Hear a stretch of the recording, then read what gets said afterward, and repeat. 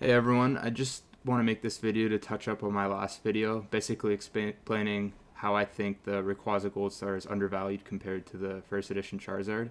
And undervalued, I mean not nostalgically, but if you look at the numbers of the pop reports with PSA, the numbers are very, very far apart. Like the there's only 48 tens of this card in the world, and compared to the 124 tens of the first edition Charizard.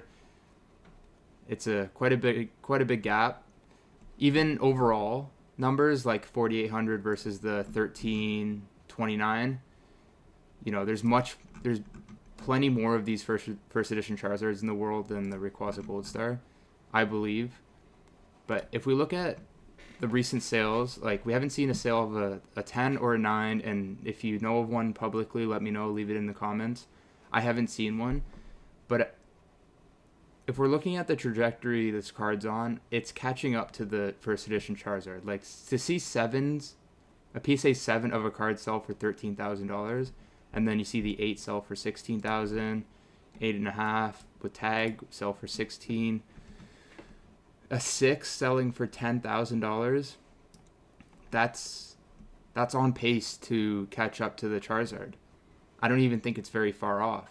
Like if we see it, if an 8's valued at close to 20 grand, we can confidently say that the 9 is 3x that, maybe 4x that, which only leaves the 10 to be valued at, over $250,000. And that's what I was trying to say in my last video. I wasn't bashing on the first edition Charizard. I love this card. It just doesn't have that same nostalgic value to me as the Rayquaza Gold Star. And, over time, I believe that people will realize this card to be a much more beautiful, much more rare, much more how do I say this? Like,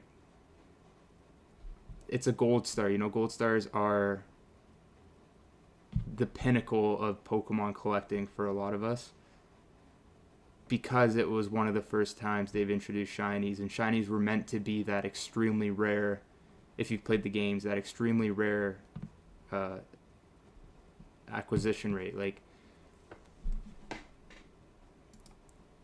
these cards are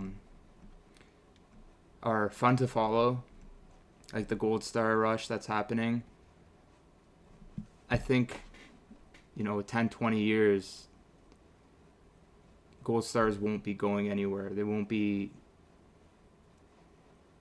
less popular than they were today. I don't believe anything Pokemon does can affect the value of these cards. And with time, I believe they will crush first edition cards. There's just less of them in the world. They're much more appealing cards, in my opinion. They are actually rare. Like, the Charizards are just a holo. You get one of these in every box. The Rayquaza is one in every case, maybe. Like, that's not guaranteed. But the Charizard, you can confidently, open a first edition booster box and expect to pull one. Maybe you don't, but you're unlucky if you don't.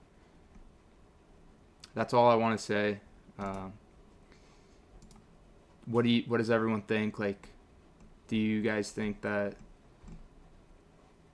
the 10 will surpass, or already has surpassed, the first edition Charizard in terms of like root value? Or do you think this is just going to stay the king of Pokemon forever, even with every reprint of this card? And, they've really, really overprinted this card, the artwork. So just let me know. Thanks for watching.